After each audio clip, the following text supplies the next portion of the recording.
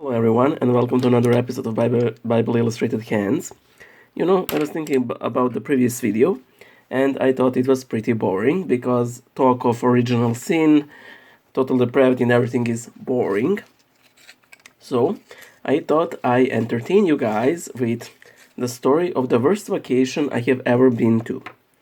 And the sole cause of this worst vacation ever was the guy I have been with.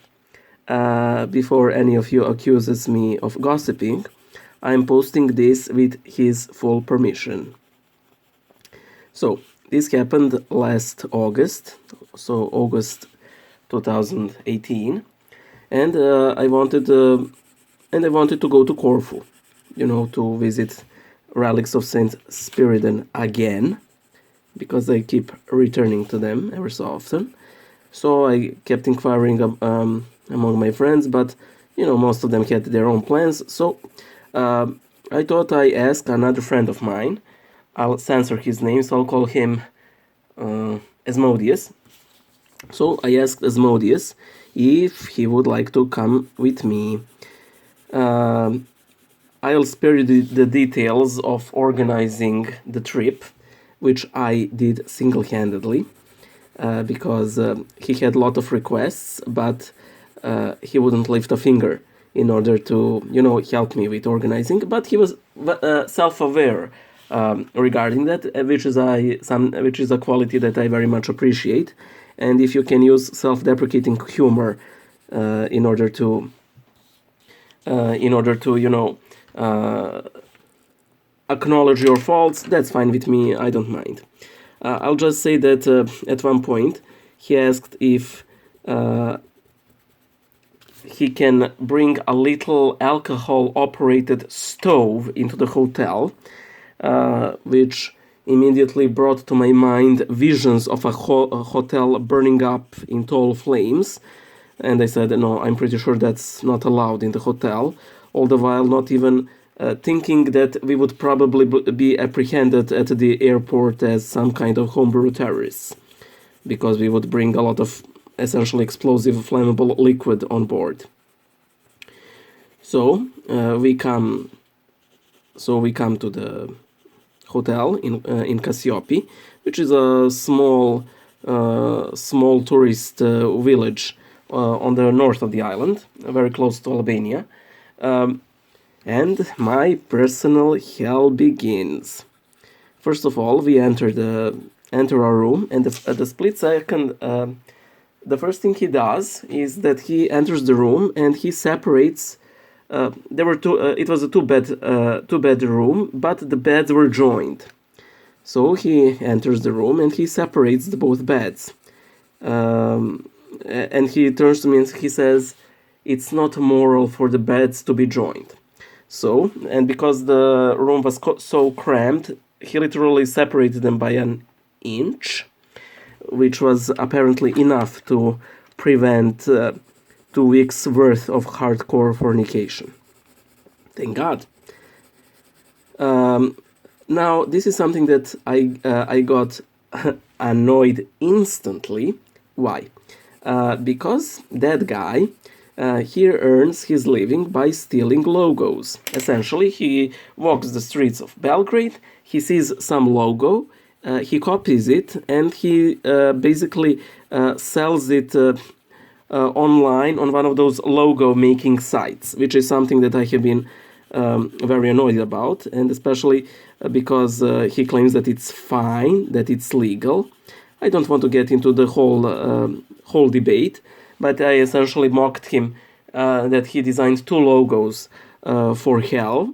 One was the inverted cross, which he made by simply inverting a cross, and by selling them the inverted pentagram, which he made by simply inverting the flag of Morocco. So yeah. He has his reasons why he thinks that this is perfectly fine, even though it clearly states in those terms and conditions of said sites that this is illegal. But okay, enough of that. first of all, he's sloppy, and I mean, I'm really, really not the cleanest person around. Case in point, moment. This is my table at the moment. So that's my table. So I'm really not the one to judge, but I'll do it anyway.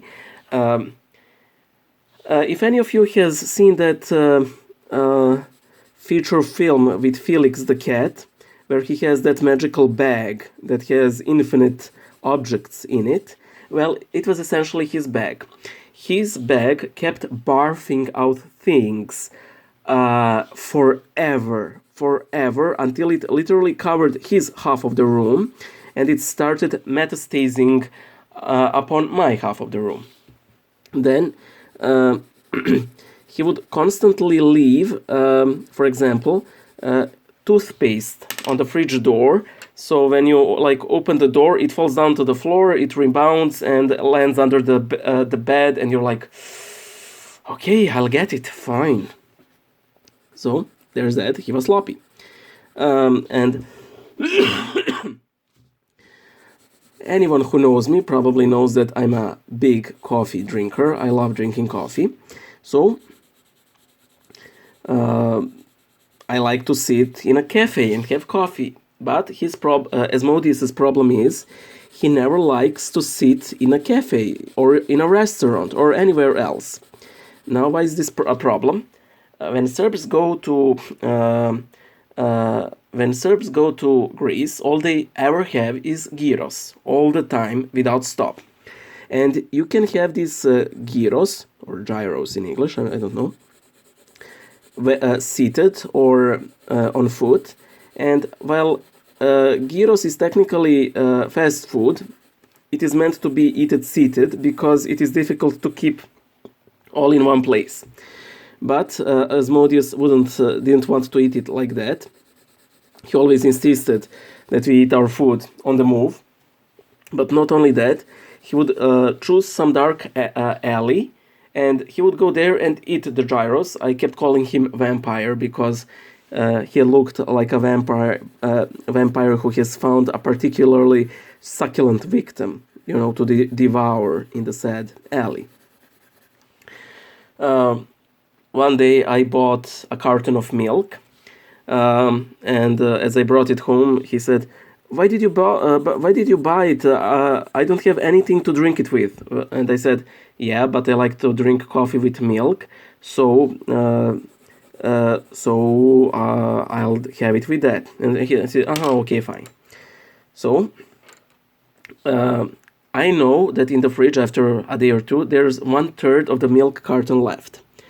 So I open the fridge, the toothpaste falls, rebounds, I get it up, cursing him. And I see that milk carton and I'm like, coffee with milk. And I grab it and it's empty.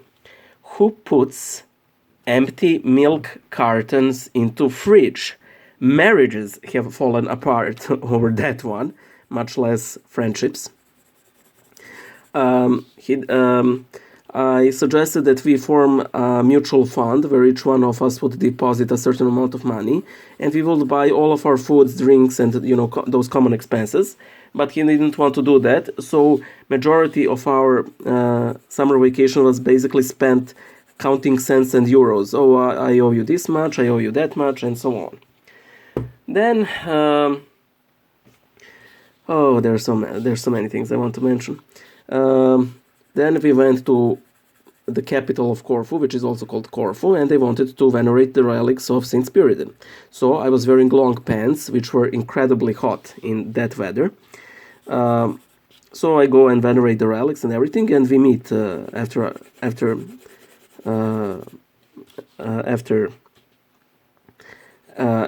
my prayers, and he's like, where are we going to go next? And, let us eat at a cafe. I need to change into some short pants because these are so hot. No, I don't want to sit at a cafe. Okay, fine, where do you want to go? That fortress over there. Come on, it looks boring. So still, we went. It was completely barren. It was a boring fortress. So there we got into a bit of an argument because he wanted to go to the harbor to inquire for a boat to Cassiopeia, and I didn't want to go.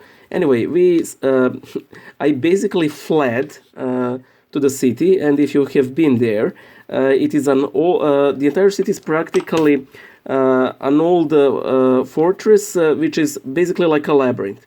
So I lost him for a couple of hours, and we meet after a couple of hours, and he's like, "How could you do this to me?"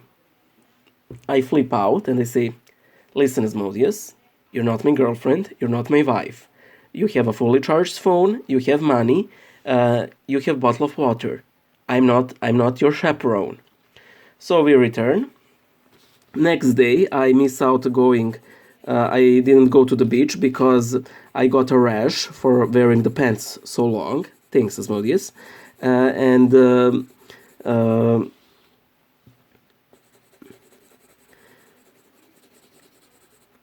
And he didn't tell me that he had some rash lotion, which I found only later on.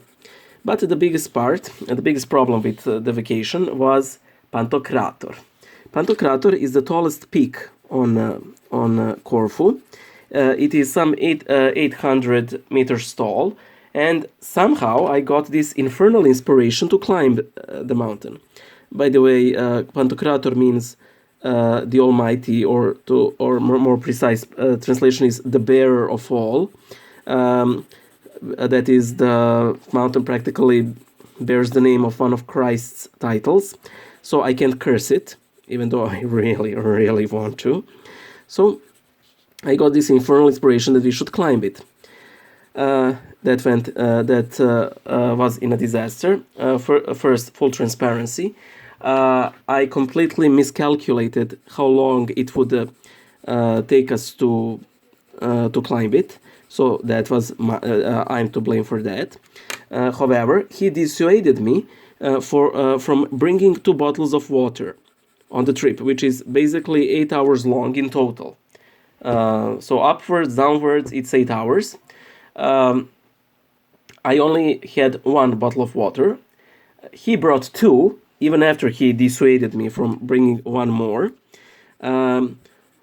Also, he heavily guilt-tripped me into climbing to the peak, even after I insisted that we shouldn't, because we would descend in pitch-black darkness, which we did. I was so angry with him. I literally kept screaming, yelling, and cursing him for 2 hours of our descent. He kept